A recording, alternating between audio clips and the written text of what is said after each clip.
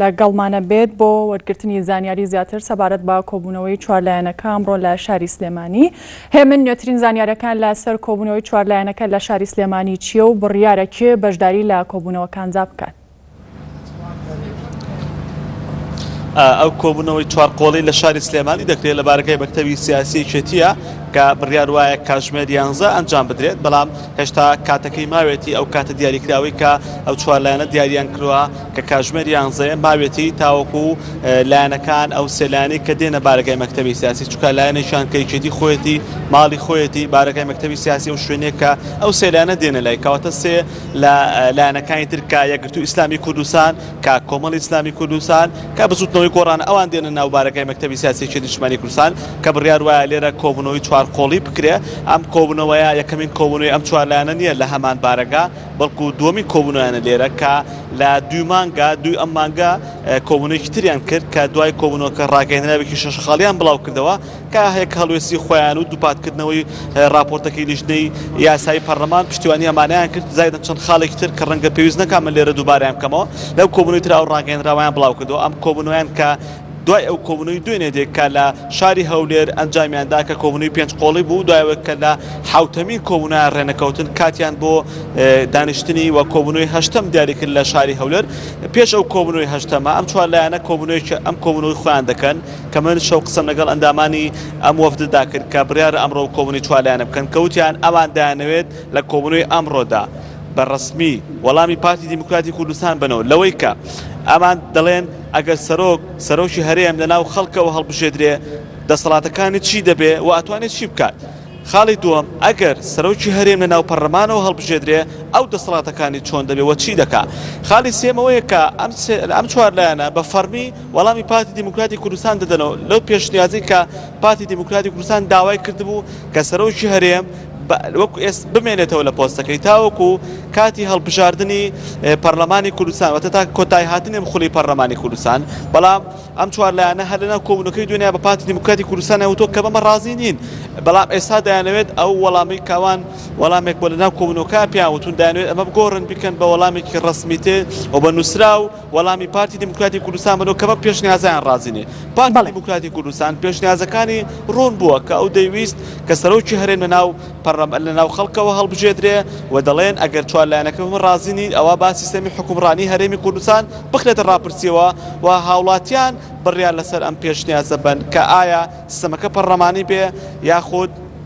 بە شێوازێکی تر بێت. ئەمانە ئەو پێشنیازە جیاوازانن کە ئەم دوولایەنە هەیەە ئەو وەفدانی کە دێن ئەم کۆبوونەوانە تا ڕادەیەک جێگیرن، بەڵام هەندێک جار گۆڕانکاری لە ئەندامانی وەفدەکەدا دەکرێت. لە ئێستادا ئەندامەکانی وەفدی یەکگرتووی ئیسلامی کوردستان بە پێوەی کە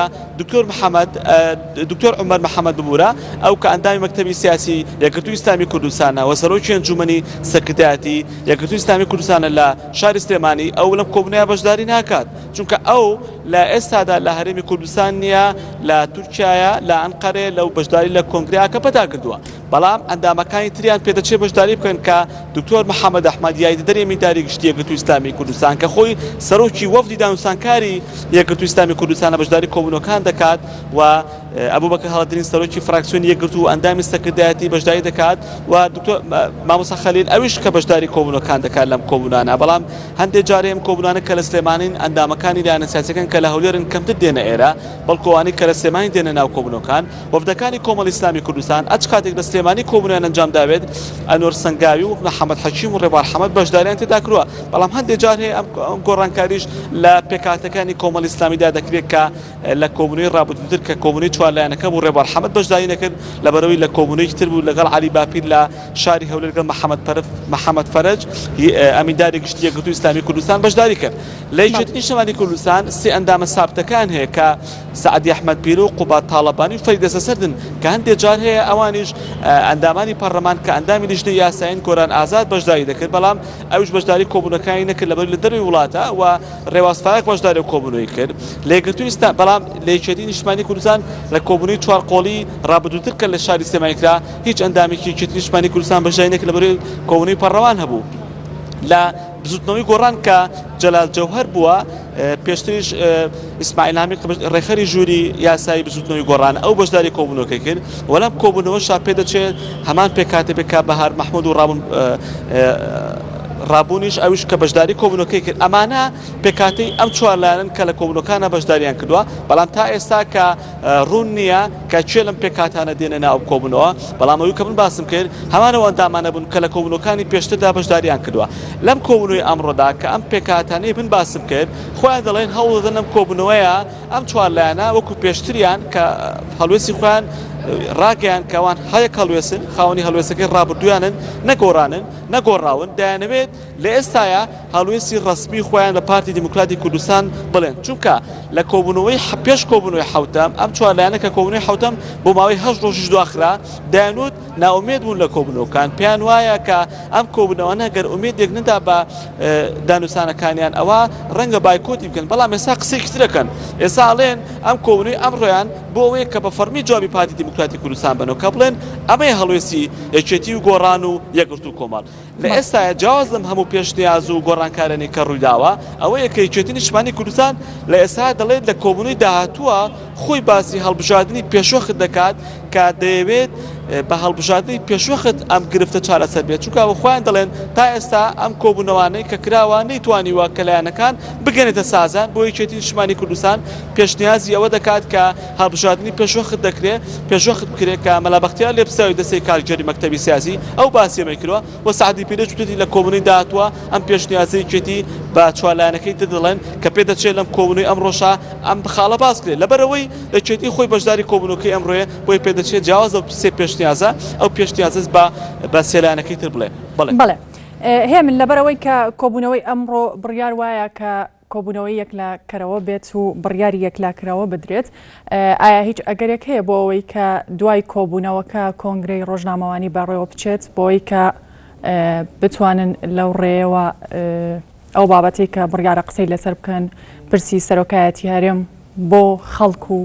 هاوڵاتیان دوا بڕیار و دوا بابەت باز بکرێت لە کۆبوونەوە پێچخۆلیەکان لەبەرەوەی وەکو بەس فوات حوسێن قسەی کرد لە کۆبوونەوەی پێنجدانەکەمە بەسمە بەڵام کۆبوونەوەی چواردانەکە لەبەرەوەی ئەمە یەکەمەی کۆبوونەوەیان نییە و